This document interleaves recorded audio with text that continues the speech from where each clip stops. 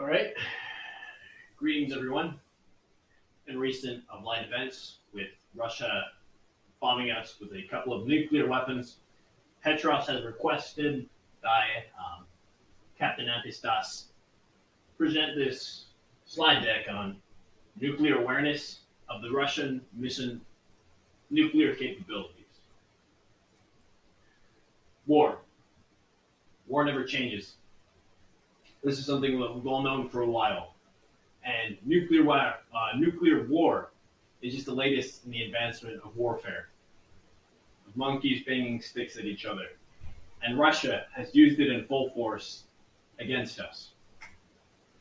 The purpose of this presentation, to inform members of the FIA Small Unit Combat Operations Force of the dangers of Russian nuclear capabilities.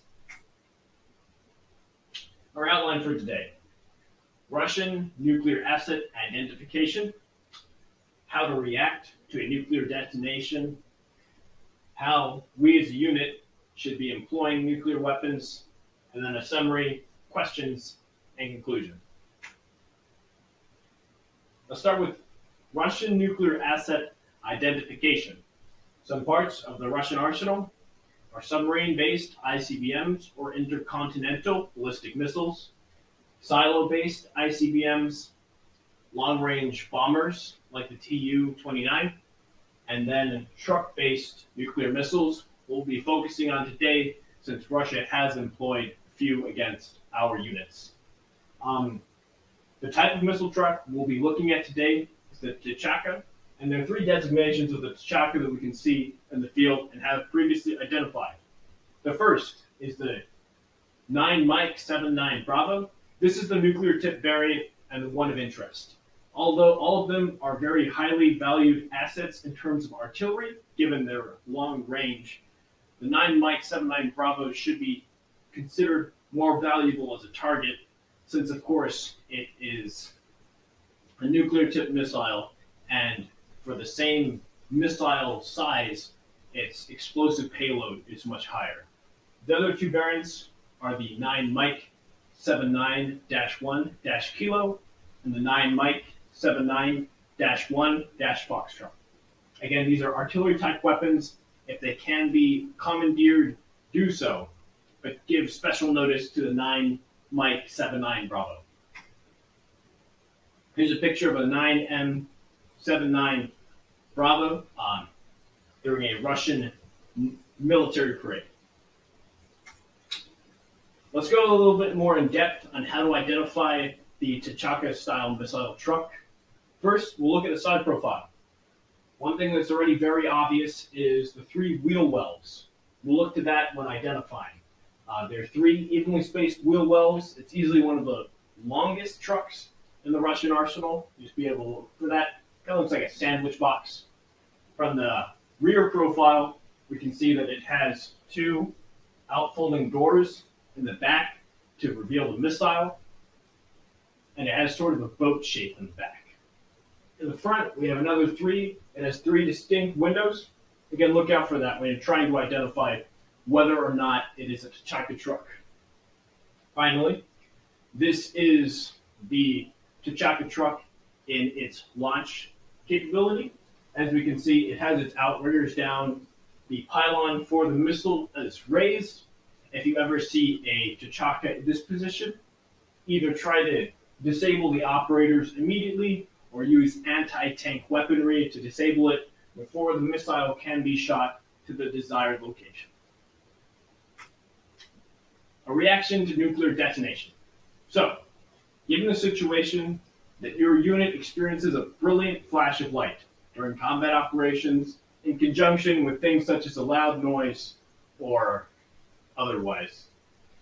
If you're doing a night op and suddenly there's a white flash and you're unable to remove it by taking off your night vision, chances are that you are experiencing a nuclear detonation. Procedure for infantry units starts with closing your eyes immediately. This is because the flash from the nuclear detonation can be blinding, and if you stare at it too long, you can lose or receive hindered vision because of that. Immediately assume the prone position, head down, arms overhead. This is to protect your body. By assuming a low profile, you will assume less radiation and take less damage from the blast wave as it comes towards you. A quick note regarding our armored forces. If you are operating an armored vehicle, immediately stop the vehicle, turn into the vehicle by, if you're outside of the hatch, get back inside of the hatch, and then securely fasten all the hatches behind you. This is due to the fact that armored vehicles can greatly increase your chance of surviving a nuclear blast wave if and only if the hatches are all secured and you are not moving. Continuation on the infantry procedures. Continue to remain in the prone position until the blast wave has passed and all debris has stopped falling. Immediately check your comrades for casualties and render aid to wounded individuals that you deem have a chance of being saved.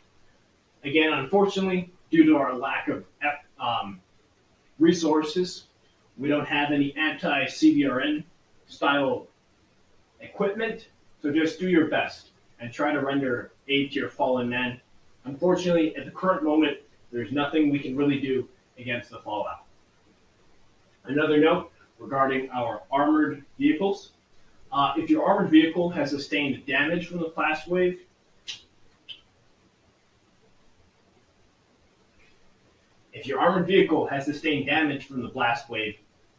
disembark and render repairs immediately.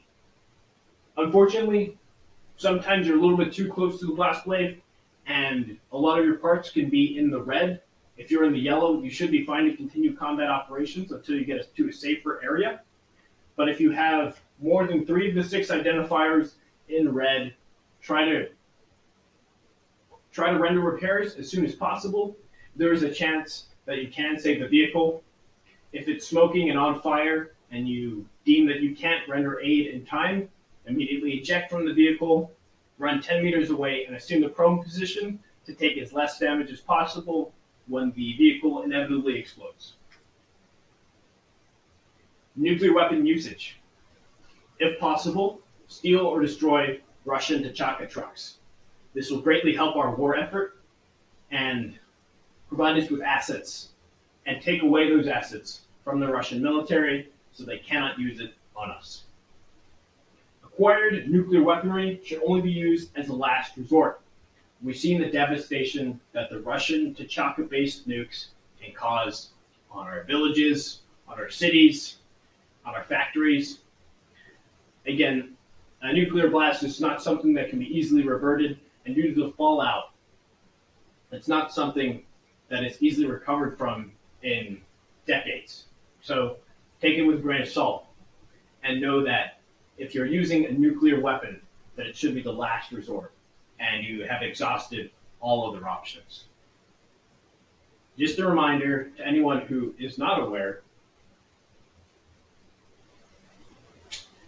nuclear blast waves are devastating and will destroy usable enemy structures and vehicles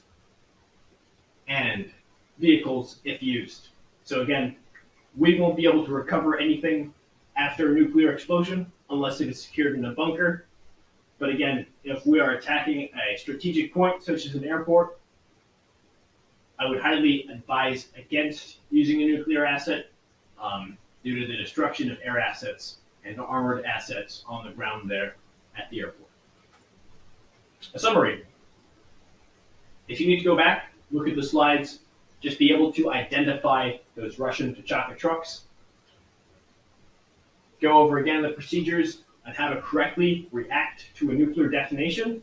Make sure you and your comrades are ready just in case we experience something of the like again. And lastly, steal or destroy the Russian Tachaka military trucks at a higher priority than other military assets, and only use nuclear assets obtained from us as a last resort. If you have any questions, please leave them in the comments. And finally, our conclusion. The Russians are a ruthless force, and all FIA members should remain wary of Russian nuclear capability. That is all. Continue to fight for Altus Brothers. We can win the day.